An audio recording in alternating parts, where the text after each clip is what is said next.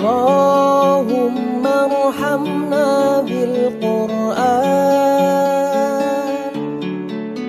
waj'alhu lana imaman wa nuran wa hudan wa rahmah. Allahumma dhakkirna. Audio Jungle.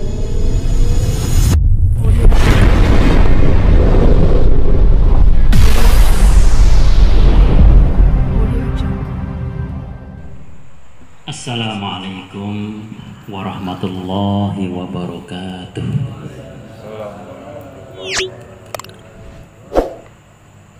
A'udzubillah, bismillah, alhamdulillah, wassalatu wassalamu ala rasulillah wa ala alihi wa sahbihi wa mawalah, amma ba'du.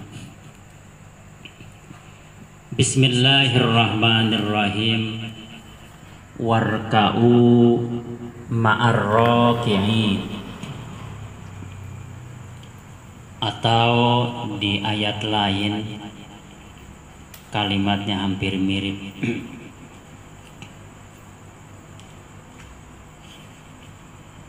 Warka'i ma'ar raki'in. Warka'u, rokaatlah kamu, lakukanlah rokaat dengan catatan jangan sendirian kalau ruku. Ma'ar raki'in, harus bareng sama orang-orang yang ruku. Ini mengisyaratkan sholat berjamaah. Jadi Al-Quran secara tersurat tidak ada perintah sholat berjamaah, tapi secara tersirat banyak. Di antaranya ayat ini. Warka'u, kamu kalau ruku nih, ma'arrokiin, ayo bareng-bareng, jangan sendirian kalau ruku. Berarti kan yang namanya bareng-bareng berjamaah. Satu. Nah yang kedua, wa aqimis sholah li zikri. Tegakkan sholat, dirikan sholat, tujuannya diantaranya zikir. Jadi kaitan sholat dengan zikir itu sangat kental, nanti kita bahas. Yang namanya zikir di dalam hati, zikir dengan lisan, zikir dengan pergerakan, zikir diam nggak kedengeran, zikir terdengar rame, zikir sendirian, zikir berjamaah. Karena zikir itu boleh berjamaah, berarti sholat juga harus berjamaah. Nah yang kedua, yang namanya sholat berjamaah itu berarti perintah. Lalu perintah itu kita laksanakan. Bahasa melaksanakan perintah namanya imtisalul awamir, melaksanakan perintah Allah. Imtisalul awamir, melaksanakan perintah Allah, berarti takwa. Karena ciri orang takwa itu definisinya imtisalul awamir, melaksanakan perintah Allah. Berarti orang yang sholat berjamaah ciri orang takwa. Kalau dia rutin menjalankan sholat berjamaah, yaj'allahu makhraja. Dia kalau punya masalah pasti insya Allah akan dikasih solusi yang terbaik. Wa yarzuqhu min haitsu la yahtasib, rezeki yang tidak disangka-sangka. Yaj'allahu min amrihi yusra, sesulit apapun masalah yang dihadapi, yusra, dimudahkan. Yukaffir anhu sayyiati, kalau punya kesalahan yukaffir, ditutupi. Wa yu'jim lahu ajra, dikasih ganjaran. Apa ganjarannya? Bisab'in wa isrina darajat. Kan itu dalam bahasa hadis. 27 derajat. Derajat itu bukan lipatan, bukan 27 kali lipat, salah, tapi 27 derajat. Yang namanya derajat berarti pangkat 27, perkiraan hampir 40 juta sekian, gitu ya, gede banget itu ganjaran. Kemudian yang ketiga, yang namanya sholat berjamaah itu adalah satu amalan, satu perbuatan. Perbuatan itu ada dua, ada yang jelek, ada yang baik. Yang jelek sayyiat, yang baik solihat. Berarti kalau sholat berjamaah itu masuk kategori amal yang soleh. Bicara amal yang soleh, ada 4 surga, merindukan. Jadi surga sangat merindukan. Surga apa aja yang merindukan orang yang berbuat amal soleh? Ulaika lahum jannatu adnin, surga Aden. Kemudian surga apa lagi? Kanat lahum jannatul firdaus nuzula, surga firdaus. Kemudian ada lagi, ada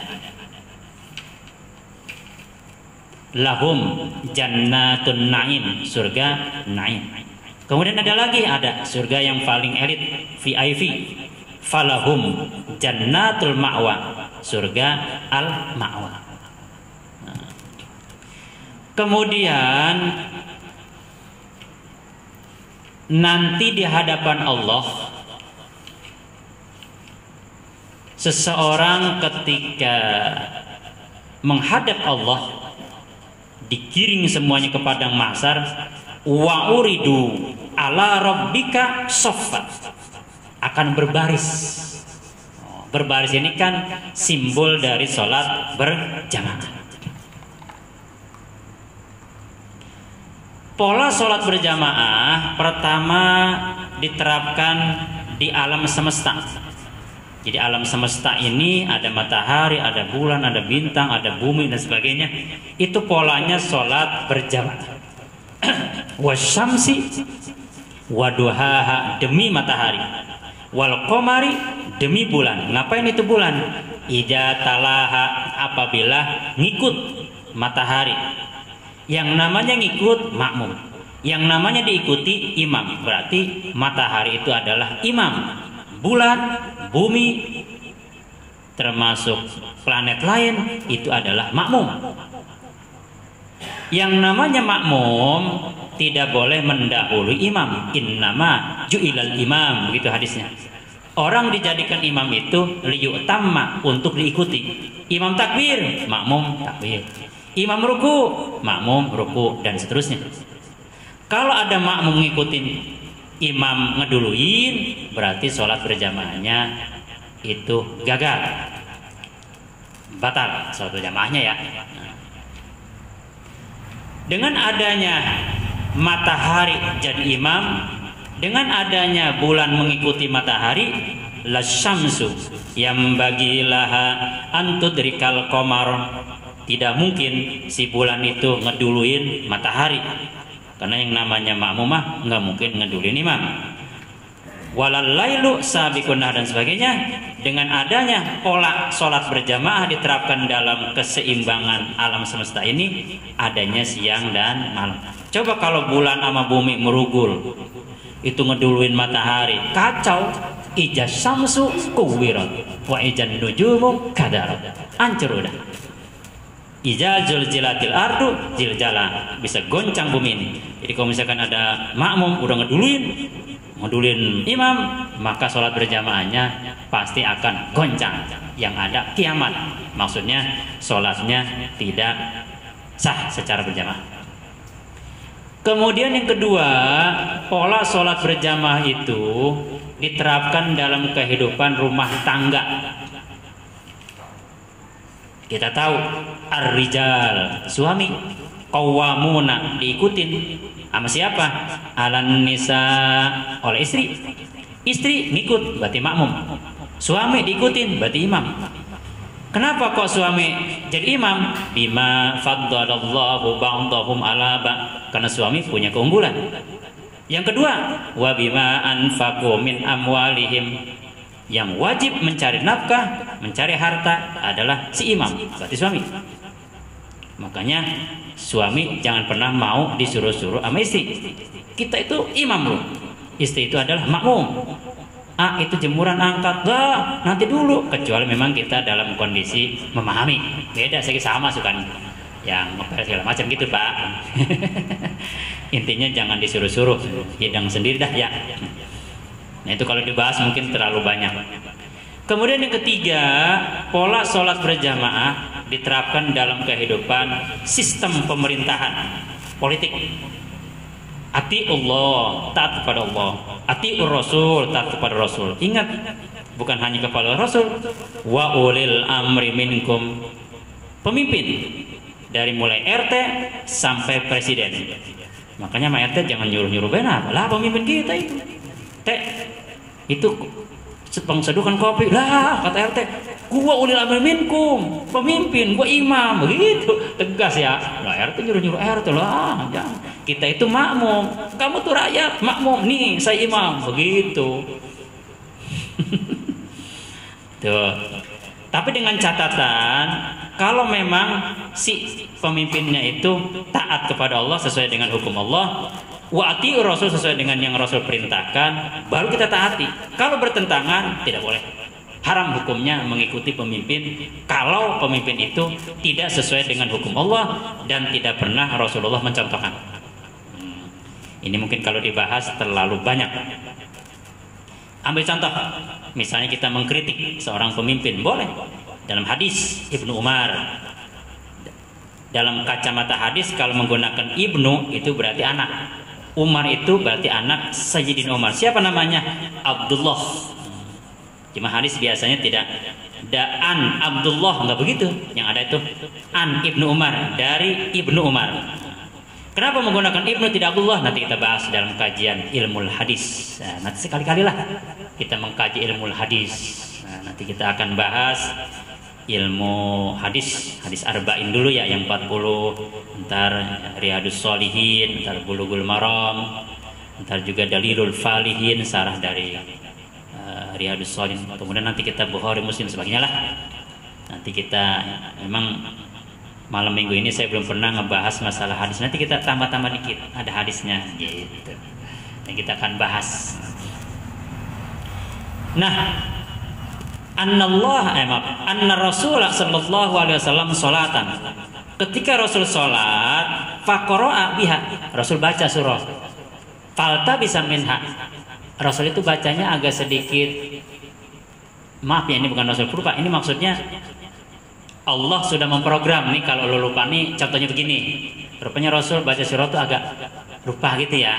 Ini sudah program Allah. Farogo selesai sholat, ditanya tuh Sayyidina Umar, ma syahidta ma'ana?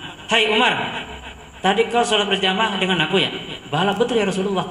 Gitu. Ma manaka antab ta'alaya, kenapa kau tidak betulkan bacaanku? Tidak pernah diluruskan bacaanku. Nah, jadi selevel Rasulullah aja ingin diluruskan bacaannya, apalagi timbang ustaz. Dia timbang baru punya murid jutaan hormonnya. Kalau dilurusin temen purik baik. Ustaz, kota ilmu ya? Iya betul. Maaf Pak Ustaz, salah bacaan. Oh siap. Ya di mana bacaan Ustaz? Begini Ustaz. Tadi Ustaz waktu jadi imam baca ijazah Nasrullah. Maksud bagaimana? Tadi Ustaz ngebaca begini kan? Ijazah Nasrullahi wal fath. Salah Ustaz. Kok bisa salah? Ja'a itu mad wajib mutasil. Kan Ustaz sering ngajar tajwid ke saya. Oh iya ya. Berarti kalau mad wajib mutasil bacanya jangan 2, 5 Ustaz. Jadi yang benar bagaimana? Idza jaa nasrullah. Oh iya. Begitu Pak. Tolong perhatikan nih, ini biasanya main bantai itu ya. Bismillahirrahmanirrahim. Idza jaa nasrullah. Salah itu. Coba nanti Bapak baca dah dalam Al-Quran. Banyak hal-hal yang kita udah bukan hafal lagi, melotok kali. Li ilafi Quraisyin ilafihim rihlatas syita'i was-shaib. Salah itu. Yang betul itu sita, itu kan mad wajib mutasil. Kita baca ayat kursi. Wow, ada mad wajib mutasil yang nggak pernah diperhatikan. Nih, coba nanti Bapak lihat di fisiknya, wujud dari hurufnya. Di situ misalnya kalimat min ilmihi illa bimasa, salah. Yang ada itu bimasa, itu kan mad wajib mutasil. Jadi bacanya bagaimana? Min ilmihi illa bimasa. Wasi'ak, salah itu, akhirnya jangan panjang. Ini asal saya lihat dengerin di majelis ta'lim nih. Mohon maaf ya, mau saya sebut. Itu mana suaranya kedengeran banget ibu-ibu pada pembacaan. Wasi'ak kursi. Wah, kata kita bagaimana sih? Ada juga bapak-bapak begitu bacanya. Kata saya ini kompak amat sih wasiat. Woi, ayatnya pendek, bukannya panjang. Gitu ya. Ini mohon maaf dari sisi. Jadi nanti tolong bacaan itu walaupun kita udah hafal banget, lihat di rumah. Kita perhatiin, oh iya ya tuh, gitu Pak. Qul ya ayyuhal kafirun. Demikian. Jadi pola sholat berjamaah itu diterapkan di berbagai macam aspek kehidupan. Yang terakhir, pola ini dipakai imam dan makmum. Kita makmum, imam kita siapa? Dalam bidang fikih, al-imam asy-Syafi'i yang disebut dengan mazhab. Kalau kita berpegang mazhab Imam Syafi'i, ya sholat subuh kunut. Ya sebelum sholat usolli. Ya kalau tahiyat jangan diputer-puter. Itu ciri khas mazhab Imam Asy-Syafi'i. Kenapa? Karena beliau sebagai imam, kita sebagai makmum ngikut beliau. Kalau beliau begini, lah kita jangan begitu-begitu. Berarti makmumnya nggak sah. Kalau beliau usolli fardhu maghrib, kita langsung takbir tanpa usolli, berarti kita bukan pengikut Imam Syafi'i. Kalau beliau selesai sholat subuh, kalau kita ruku, Allahumma hdina fi man hadait, itu mazhab Imam Syafi'i. Kita habis ruku langsung sujud, berarti kita bukan mazhab Imam Syafi'i. Gitu. Jadi kalau kita mengaku sebagai mazhab Imam Syafi'i, apa yang dilakukan beliau kita ikutin. Ustaz, saya mau berdasarkan hadis. Lah Imam Syafi'i juga sama berdasarkan hadis, Bang. Gitu ya. Saya Ustaz dalam kitab Bukhari. Kitab Bukhari itu Imam Bukhari belum lahir ketika Imam Syafi'i lagi belajar. Duluan Imam Syafi'i, man. Sebelum kitab Bukhari. Tanpa ada Imam Syafi'i membaca kitab Muwatta Imam Malik, Imam Bukhari mal ada, mal pinter. Oh gitu ya. Lah, Imam Syafi'i itu umur 7 tahun hafal Quran, 7 tahun Bang, hafal Quran lah abang, apa belum? 11 tahun, 12 tahun hafal hadis Muwatta Imam Malik. Dilalap semua sama Imam Syafi'i itu. Jangan macam-macam. Jadi kalau memang abang nggak mau, ya sudah. Jangan nyala-nyalain mazhab Imam Syafi'i. Oh gitu ya, siap. Gitu. Ini dari sisi itu ya. Atau misalnya ada yang meninggal, tahlil. Kita sebagai ahli sunnah wal jamaah, mazhab Imam Syafi'i tahlil. 7 hari, 40 hari, 1 hari sebagainya. Kalau abang nggak mau tahlil ada yang meninggal, berarti abang di luar jalur mazhab Imam Syafi'i. Begitu sebagainya lah. Itu resiko jadi makmum ngikut imam. Imamnya kunut, dah kita kunut. Kalau kita mau kunut, beda mazhab silahkan, nggak dilarang. Gitu. Tapi dengan catatan serangkaian. Orang kalau nggak soli, kalau misalkan ada orang nih nggak usoli, pasti nggak kunut. Pasti sholatnya diputar-putar. Itu udah pasti. Selesai salam pasti diam. Itu udah rangkaian Pak. Kayak gerbong kereta udah. Nggak bisa dipisah. Nggak ada orang misalnya usolli fardhu maghrib baca usolli tapi nggak kunut, nggak ada. Itu udah satu gerbong Pak. Keluar dari gerbong itu pindah ke gerbong lain, silahkan.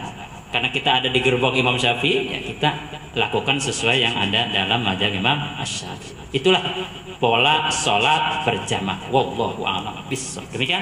Mudah-mudahan kita selalu bisa menerapkan pola sholat berjamaah dalam kehidupan kita. Amin. A'udzubillahi minasyaitonir rajim. Bismillahirrahmanirrahim. Alhamdulillahirabbil alamin. Allahumma shalli ala sayyidina Muhammadin wa ala ali sayyidina Muhammadin. Rabbana la tu'akhidna in nasina aw akhtana. Rabbana wa la tahmil alaina isran kama hamaltahu 'alal ladzina min qablina. Rabbana wa la tuhammilna ma la taqata lana bi wa'fu anna waghfir lana warhamna anta maulana fansurna 'alal qaumil kafirin. Rabbana atina fid dunya hasanah wa fil akhirati hasanah wa qina adzabannar. Subhana rabbika rabbil izzati amma yasifun wa salamun 'alal mursalin walhamdulillahi rabbil alamin. Al-Fatihah. A'udzu